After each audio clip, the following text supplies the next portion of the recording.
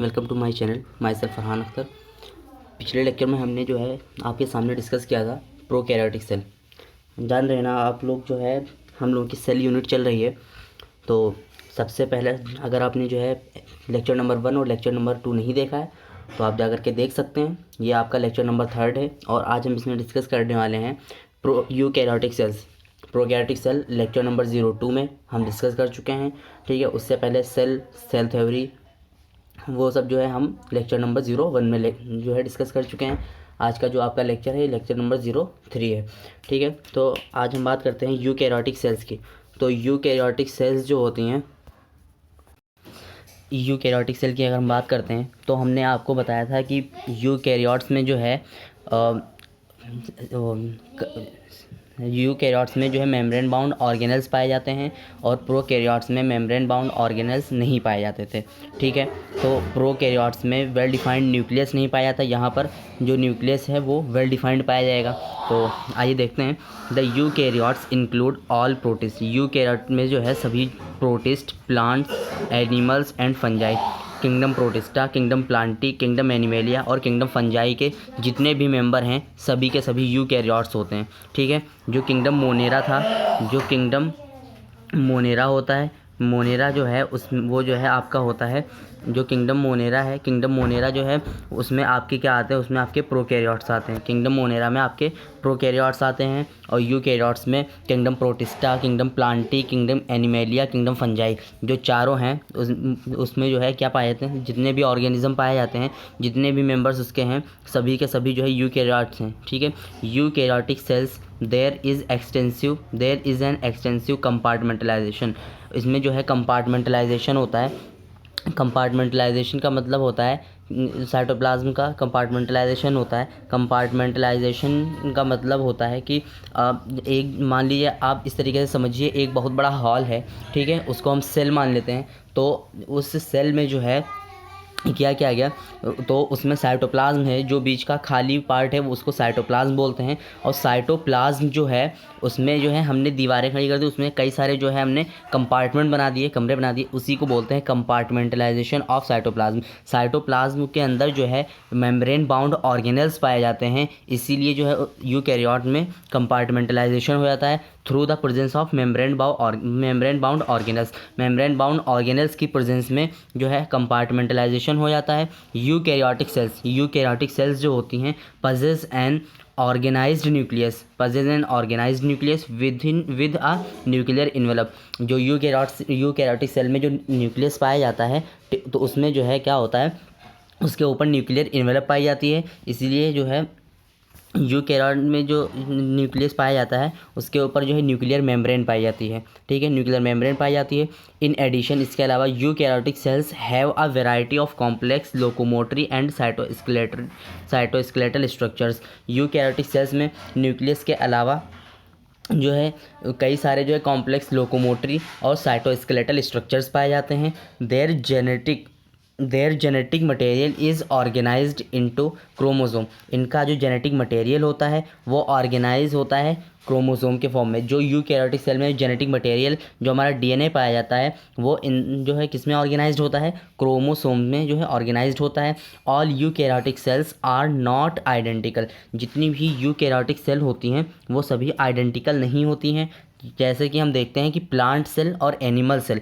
Plant cell में जो है हमने आपसे पिछली बार पहले भी बता चुके हैं हम कि प्लांट सेल में सेल वॉल पाई जाती है और एनिमल सेल में सेल वॉल नहीं पाई जाती है। एनिमल सेल में सेल वॉल अब्सेंट होती है, प्लांट सेल में सेल वॉल प्रेजेंट होती है। ठीक है, plant and animal cells are different as the former possess cell walls.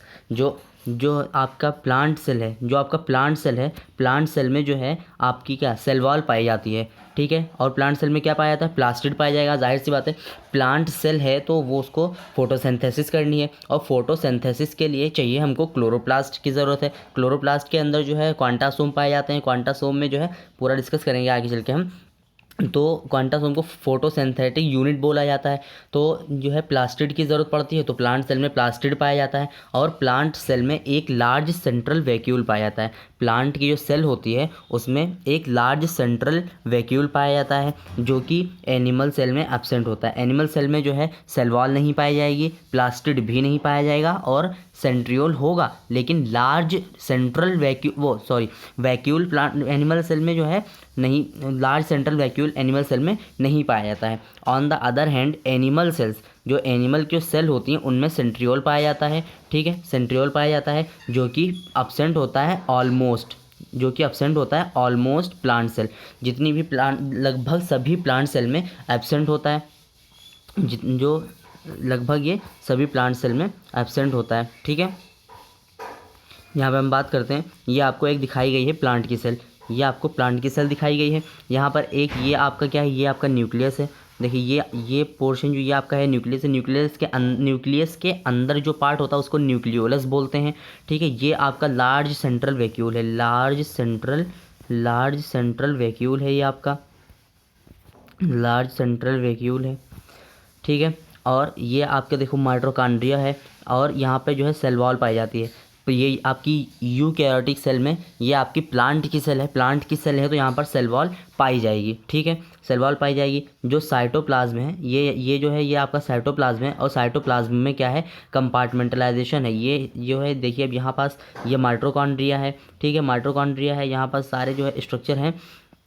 इसीलिए जो है हम क्या देखते हैं कि जो प्लांट सेल है उसमें साइटोप्लाज्म, मतलब जो यूकैरियोटिक सेल होती हैं उनमें कंपार्टमेंटलाइजेशन भी पाया जाता है। और प्रोकैरियोटिक सेल आपको अगर याद हो तो हमने इस तरीके से आपको बना करके दिखाई थी। ये प्रोकैरियोटिक सेल थी, ये आपकी बाहर की तरफ सेल वॉल, फिर अंदर की तरफ सेल मेम्ब्रेन, और फिर उसके अंदर जो है जो डीएनए भी पाया जाता था वो नेकेड डीएनए पाया जाता था। डीएनए जो होता था वो नेकेड डीएनए था। ठीक है, तो ये आपकी प्रोकैरियोटिक सेल हो जाती थी। तो इसी तरीके से जो है हम देखते हैं, यहाँ पर जो है हम देखते हैं ये आपकी एनिमल सेल है, और एनिमल सेल में जो है आपकी सेल वॉल एब्सेंट होती है। एनिमल सेल में सेल वॉल एब्सेंट होती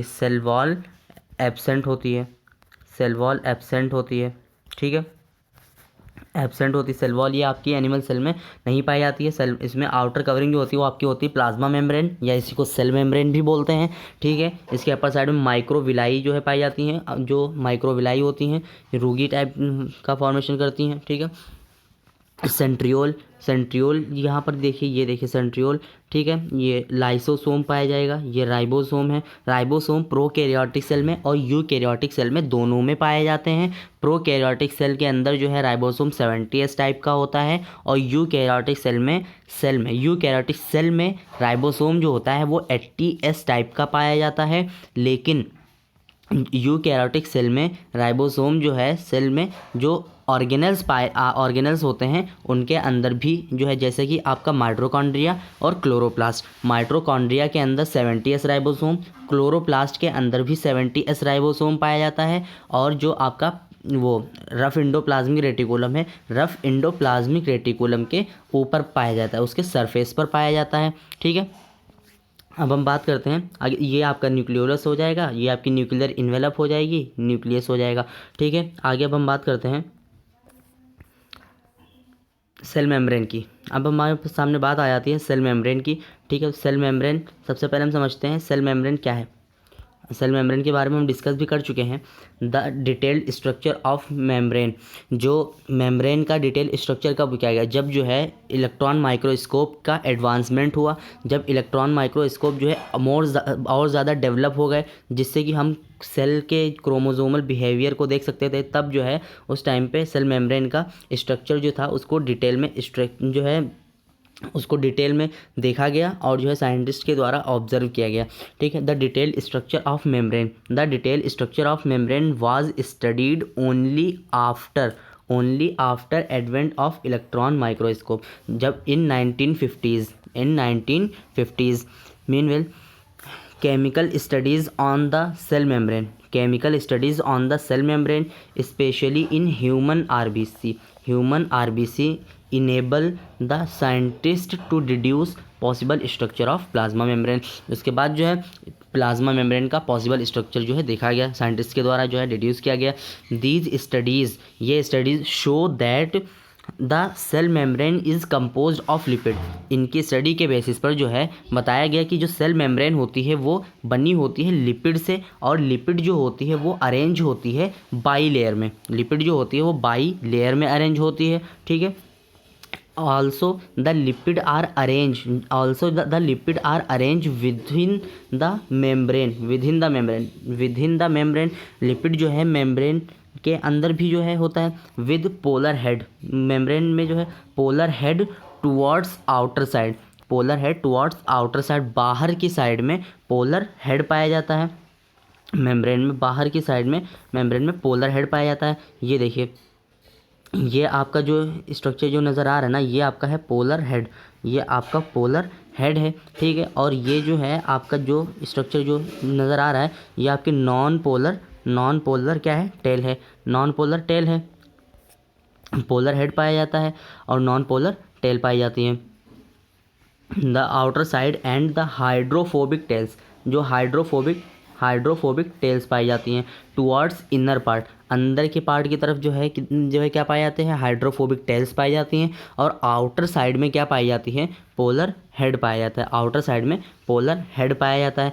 this ensures that the non polar tails of saturated hydrocarbon, non polar जो टेल होती है किसकी, सेचुरेटेड हाइड्रोकार्बन की, वो प्रोटेक्टेड होती है फ्रॉम द एक्वस इन्वायरमेंट। जो वाटर वाला इन्वायरमेंट होता है वो उससे जो है क्या होती है, प्रोटेक्ट होती है। The lipid component of membrane, जो लिपिड का कंपोनेंट मेम्ब्रेन में पाया जाता है, प्लाज्मा मेम्ब्रेन के अंदर जो लिपिड का कंपोनेंट पाया जाता है mainly consist of phosphoglycerides.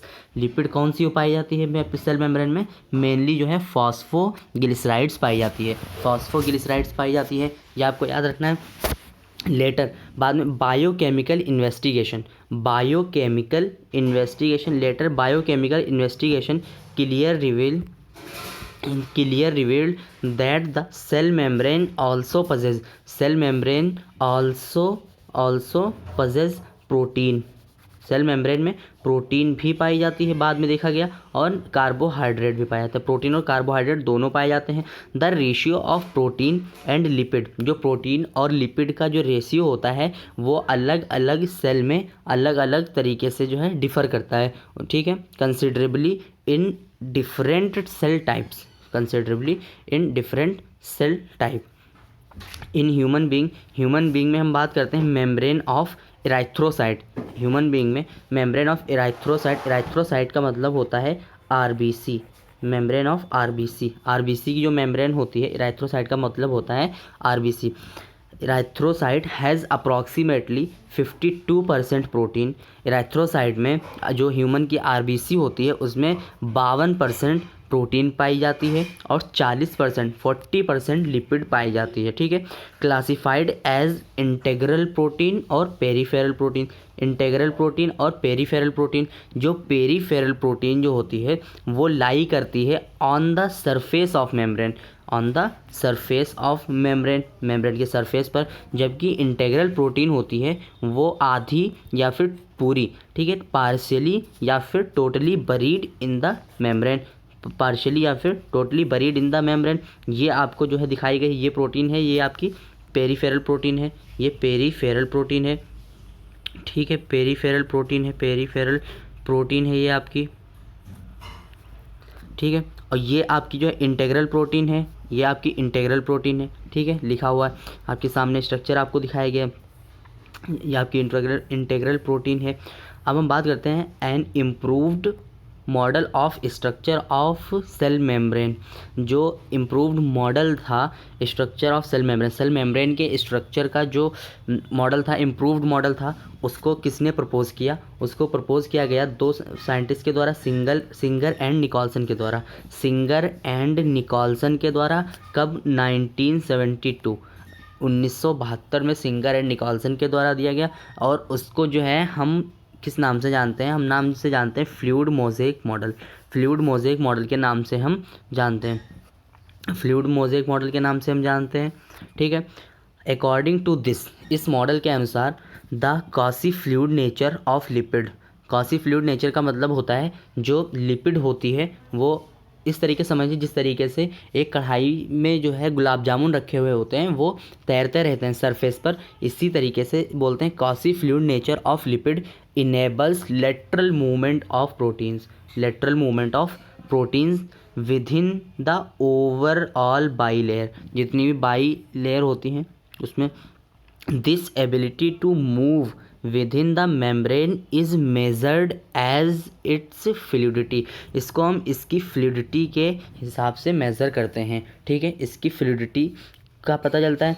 The fluid nature of membrane, जो मेम्ब्रेन का फ्लूइड नेचर होता है is also important from the point of view of functions like cell growth, ठीक है। जो प्रोटीन जो फ्लूइड नेचर होता है सेल मेम्ब्रेन का वो इम्पॉर्टेंट होता है किसके फंक्शन, उसके सेल के कार्य के बेसिस पर जो है जो प्लाज्मा मेम्ब्रेन है उसके फंक्शन के व्यू के अगर हिसाब से हम देखते हैं तो जो है जैसे सेल ग्रोथ हो गया, सेल ग्रोथ के लिए जो है हमको फ्लूइडिटी जो होती है वो उसके बेसिस पर जो है देखी जाती है। Formation of intercellular junction, intercellular junction का मतलब होता है जो इंटरसेलुलर जंक्शन का मतलब होता है दो सेल के बीच में जो जंक्शन पाया जाता है उसको जो है इंटरसेलुलर जंक्शन बोलते हैं, ठीक है। सिक्रीशन की बात करते हैं, सिक्रीशन में जो है देखा जाता है एंडोसाइटोसिस, एंडोसाइटोसिस में देखा जाता है और सेल डिवीज़न में भी देखा जाता है। One of the most important function of plasma membrane, one of the most important function of plasma membrane, सबसे इम्पॉर्टेंट प्लाज्मा मेम्ब्रेन का फंक्शन क्या होता है, ये जो है आपका है transport of molecules across it, plasma membrane के अक्रॉस जो मॉलिक्यूल्स का ट्रांसपोर्ट होता है वो प्लाज्मा मेम्ब्रेन का सबसे जो है इम्पॉर्टेंट फंक्शन होता है। अब हम इसको इस तरीके से समझते हैं। सबसे पहले आप समझिए ये चीज़, आप समझिए यहाँ पास मान लीजिए एक यहाँ पर जो है एक ये बीकर है, ठीक है, एक ये बीकर है। अब हमने यहाँ से जो है एक पाइप जोड़ दी, इसमें जो है एक हमने पाइप जोड़ दी। अब यहाँ पास जो है कंसंट्रेशन कम है, यहाँ पास जो है कंसंट्रेशन ज़्यादा है, यहाँ पास कंसंट्रेशन ज़्यादा है, यहाँ पास कंसंट्रेशन कम है, ठीक है। यहाँ पास कंसंट्रेशन ज़्यादा है, यहाँ पास कंसंट्रेशन कम है।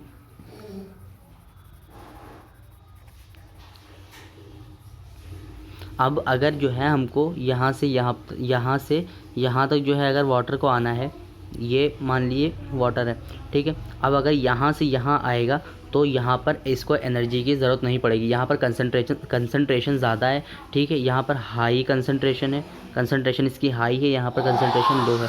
अब अगर ये हाई कंसंट्रेशन से लो कंसंट्रेशन की तरफ जा रहा है तो हम इसको क्या बोलेंगे, पैसिव ट्रांसपोर्ट बोलेंगे, ठीक है। पैसिव ट्रांसपोर्ट बोलेंगे, पैसिव ट्रांसपोर्ट बोलेंगे और पैसिव ट्रांसपोर्ट बोलेंगे। अब आप यहाँ पर देखिए जब हाई कंसंट्रेशन से लो कंसंट्रेशन की तरफ जा रहा है तो यहाँ पर एनर्जी की रिक्वायरमेंट हमको नहीं पड़ रही है, ठीक है। तो एनर्जी की रिक्वायरमेंट हमको यहाँ पर नहीं पड़ रही है, एनर्जी की रिक्वायरमेंट नहीं पड़ रही है, एनर्जी की रिक्वायरमेंट नहीं पड़ रही है। अब अगर जो है हम लो कंसंट्रेशन से हाई कंसंट्रेशन की तरफ जाएँ, लो टू हाई, अगर हम लो टू हाई जा रहे हैं, लो टू हाई अगर हम जा रहे हैं तो यहाँ पर आपको देखना पड़ेगा, यहाँ पर हमको एनर्जी देनी पड़ेगी। यहाँ पर जो है इसको बोलते हैं सबसे पहले एक्टिव ट्रांसपोर्ट, ठीक है, एक्टिव ट्रांसपोर्ट बोलते हैं, एक्टिव ट्रांसपोर्ट बोलते हैं, एक्टिव ट्रांसपोर्ट बोलते हैं। और यहाँ पास एनर्जी की ज़रूरत हमको पड़ेगी, एनर्जी की ज़रूरत हमको पड़ेगी, ठीक है।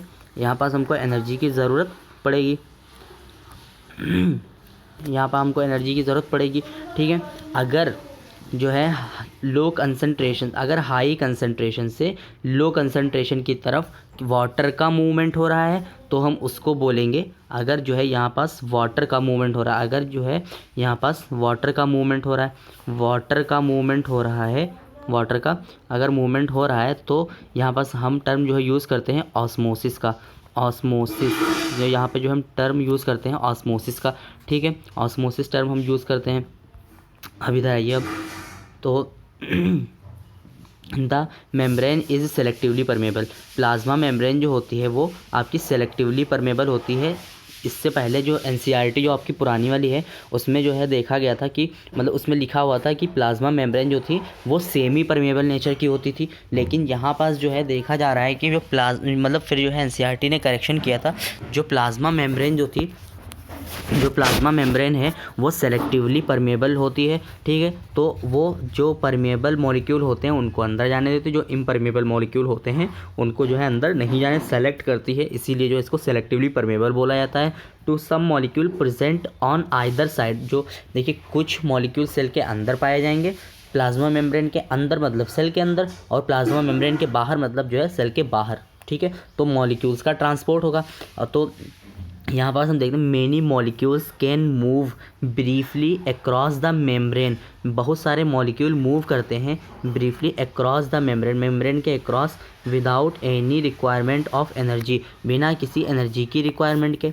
And this is called passive transport, जब एनर्जी की रिक्वायरमेंट नहीं होती है तो उसको पैसिव ट्रांसपोर्ट बोलते हैं। अगर न्यूट्रल सॉल्यूट हैं, ठीक है, वो मूव कर रहे हैं अक्रॉस द मेम्ब्रेन प्रोसेस तो हम उनके लिए जो है कौन सी प्रोसेस यूज़ करेंगे, नाम उसको क्या देंगे हम, सिंपल डिफ्यूज़न का, अलोंग द कंसंट्रेशन ग्रेडियंट, ठीक है। कंसंट्रेशन ग्रेडियंट के अलोंग मतलब higher concentration to lower concentration जो होता है उसको बोलते हैं कंसंट्रेशन ग्रेडियंट। तो कंसंट्रेशन ग्रेडियंट के अलोंग और जो है फ्रॉम हायर टू लोअर, ये देखिए आपके सामने लिखा हुआ है from higher concentration to lower concentration. और जो एक्टिव ट्रांसपोर्ट होता है वो अगेंस्ट द कंसंट्रेशन ग्रेडियंट होता है, मतलब वो लोअर टू हायर होता है। वाटर में also move across this membrane from higher to lower concentration मतलब आपका जो है क्या इसको नाम देंगे हम इस डिफ्यूज़न को जो हम देते हैं नाम ऑस्मोसिस का, ठीक है। अभी हमने आपको बताया इसको जो है हम नाम देते हैं ऑस्मोसिस का। एज द पोलर मॉलिक्यूल, जो पोलर मॉलिक्यूल होते हैं वो पास नहीं होते, can not pass through the non polar lipid bilayer, जो पोलर मॉलिक्यूल होते हैं वो नॉन पोलर लिपिड बाइलेयर से पास नहीं होते हैं। They require a carrier protein, इनके लिए जो है कैरियर प्रोटीन की ज़रूरत पड़ती है। इनके लिए क्या पड़ती है, किस चीज़ की ज़रूरत पड़ती है, कैरियर प्रोटीन की ज़रूरत पड़ती है। तो मेम्ब्रेन जो होती है वो फैसिलिटेट करती है इनके ट्रांसपोर्ट को, ठीक है। Carrier protein, they require a carrier protein of the membrane to facilitate their transport across the membrane. A few ions, कुछ ions की अगर हम बात करते हैं, a few ions और molecules are transported across the membrane against, यहाँ पे देखिए against the concentration gradient के against जो है मतलब यहाँ पे कंसंट्रेशन ग्रेडियंट क्या होता है, हाई से लो की तरफ कंसंट्रेशन ग्रेडियंट बनता है हमेशा। और जो है अब यहाँ पे अगेन उसके विपरीत बोला है, मतलब यहाँ पर क्या हो जाएगा, लो टू हाई, मतलब कम से ज़्यादा की तरफ जा रहा है। तो इसका मतलब from lower to higher concentration लिखा हुआ है, from lower to higher concentration. Such a transport is an energy dependent, यहाँ पे एनर्जी डिपेंडेंट है, एनर्जी की ज़रूरत पड़ेगी। इन विच एटीपी, एनर्जी हमको जो है एटीपी के फॉर्म में मिलती है, ठीक है। और एटीपी को जो है यूटिलाइज़ करेगा, एक एटीपी जो है टूट करके जो है एक एटीपी, यहाँ पास देखिए एक एटीपी जो है टूट करके जो है एडीपी और इनऑर्गेनिक फॉस्फेट में जो है चेंज होती है, हमको यहाँ से एनर्जी मिलती है। जब ये टूटती है तब जो है हमको एनर्जी मिलती है। Utilised and called active transport, जितना इसको जो है हम नाम देते हैं एक्टिव ट्रांसपोर्ट। एक्टिव ट्रांसपोर्ट जो है एग्जाम्पल आ जाएगा आपका सोडियम पोटेशियम पंप। अच्छा एक चीज़ और याद रखिएगा, पूरी बायोलॉजी के अंदर एक कॉन्सेप्ट है, जहाँ कहीं पर भी पूरी बायोलॉजी में पंप आ जाए, ठीक है, पंप कहीं पास भी पंप आ जाएगा तो हम उसको जो है एक्टिव ट्रांसपोर्ट ही बोलेंगे। पंप जो है वो एग्जांपल आपका है एक्टिव ट्रांसपोर्ट का। नेक्स्ट टॉपिक हमारा है सेल वॉल। हम सेल वॉल की अगर हम बात करते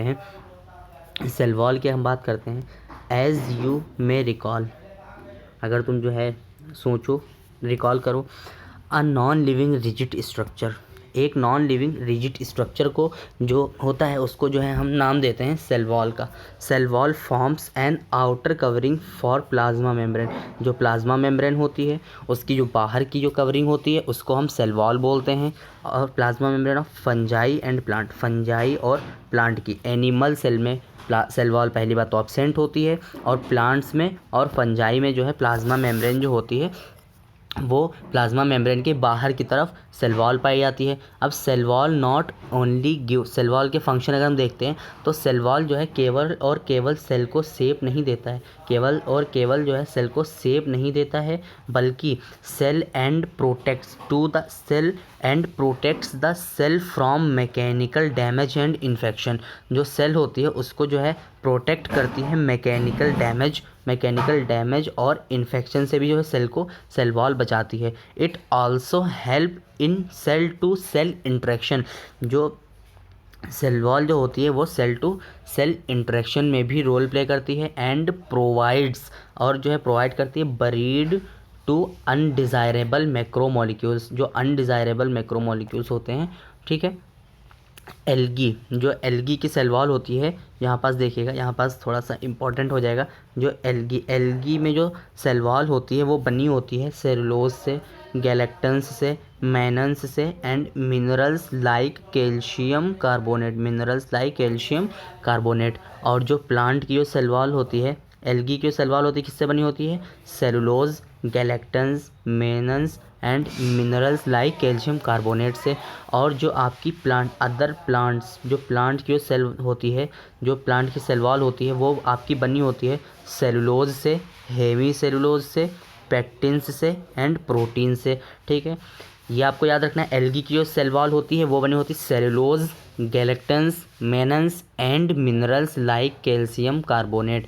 जबकि अदर प्लांट्स की जो सेल वॉल होती है वो बनी होती है सेलुलोज की, हेमी सेलुलोज की, पैक्टिन्स की एंड प्रोटीन्स की, ठीक है। The cell wall of a young plant cell, जो यंग प्लांट सेल की जो सेल वॉल होती है, द प्राइमरी वॉल, जो प्राइमरी सेल वॉल होती है, इज़ कैपेबल ऑफ ग्रोथ के लिए प्राइमरी वॉल कैपेबल होती है, which gradually diminishes as the cell matures and the secondary wall is formed।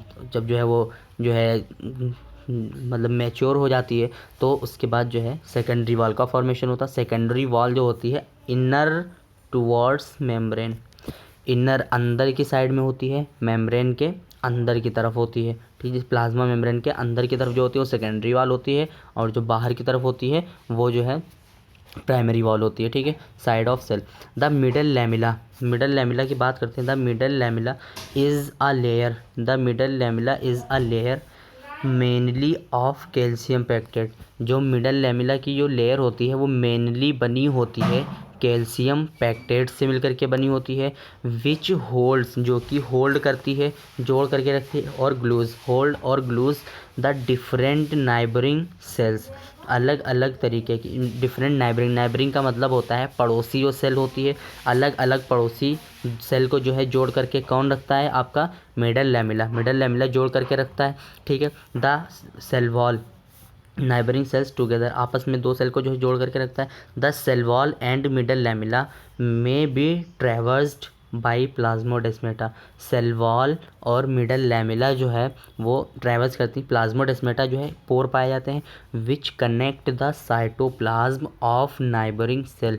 जो प्लाज्मोडेस्मेटा होते हैं वो नाइबरिंग सेल के साइटोप्लाज्म को आपस में कनेक्ट करके रखते हैं, ठीक है। प्लाज्मोडेस्मेटा हम आपको दिखाते हैं, यहाँ पर देखिएगा। प्लाज्मोडेस्मेटा जो है पाए जाते हैं, प्लाज्मोडेस्मेटा ये आपका जो है जो स्ट्रक्चर है इसको जो हम प्लाज्मोडेस्मेटा बोलते हैं, ठीक है। ये आपका प्लाज्मोडेस्मेटा है। प्लाज्मोडेस्मेटा एक सेल के साइटोप्लाज्म को दूसरे सेल के साइटोप्लाज्म से कनेक्ट करके रखता है, और इसी से जो है मतलब जो मूवमेंट होता है वो होता है, ठीक है। इसी से मूवमेंट होता है, जो मॉलिक्यूल्स होते हैं, जो मॉलिक्यूल्स और आयंस का जो मूवमेंट होता है इसी से होता है, ठीक है। अब यहाँ पास हमारा जो है टॉपिक कंप्लीट होता है cell wall of eukaryotic cell की सेल वॉल का टॉपिक हमारा कंप्लीट हो जाएगा। अब इसके बाद में हमारे सामने जो है टॉपिक आएगा वो आएगा आपका एंडोमेम्ब्रेन सिस्टम। और जो एंडोमेम्ब्रेन सिस्टम है वो आपका बड़ा टॉपिक है। इसीलिए जो है एंडो मेम्ब्रेन सिस्टम में हम डिस्कस करेंगे 4 चीज़ों को, ठीक है। कौन कौन सी? एंडोप्लाज्मिक रेटिकुलम, गोल्गी कॉम्प्लेक्स, ठीक है, और जो है आपका आ जाएगा लाइसोसोम आ जाएगा, और आपका आ जाएगा वैक्यूल। और हम आगे अगली वीडियो में ये भी देखेंगे कि एंडोप्लाज्मिक रेटिकुलम जो है वो क्यों जो है इतना इंपॉर्टेंट रोल प्ले करता है, और एंडो मेम्ब्रेन सिस्टम में 4 ऑर्गेनल को रखा गया है, उन्हीं को क्यों रखा गया है, बाकी माइटोकॉन्ड्रिया, क्लोरोप्लास्ट, इन सबको क्यों नहीं रखा गया है। बहुत ही इंपॉर्टेंट टॉपिक है और बहुत ही इंटरेस्टिंग टॉपिक है। यहाँ पर से आपके बहुत अच्छे अच्छे क्वेश्चन पूछे जाते हैं, ठीक है। हम पूरे जितने भी सेल ऑर्गेनल्स हैं एनसीईआरटी में आपकी सभी को जो हम डिटेल में डिस्कस करेंगे, ठीक है। हम आपको एनसीईआरटी पढ़ा रहे हैं, एनसीईआरटी के बाहर हम आपके नहीं जा रहे हैं। क्यों? क्योंकि जो है हमको बोर्ड एग्ज़ाम अगर देना है तब भी हम एनसीईआरटी पढ़ के ही हमको बोर्ड एग्ज़ाम देना है, और अगर हमको नीट का एग्ज़ाम देना है तब भी हमको एनसीईआरटी पढ़ के ही एग्ज़ाम देना है। एनसीईआरटी के बाहर जब क्वेश्चन नहीं आ रहा है तब हम जो है एनसीईआरटी के बाहर जा कर के अपना टाइम वेस्ट नहीं करेंगे, ठीक है। तो ये आपका जो है आज सेल वॉल तक जो है आपका टॉपिक कंप्लीट हुआ। इसके आगे जो है हम लेक्चर नंबर 04 में लेकर के आएंगे आपके लिए जो है एंडो मेम्ब्रेन सिस्टम। तब तक के लिए टेक केयर।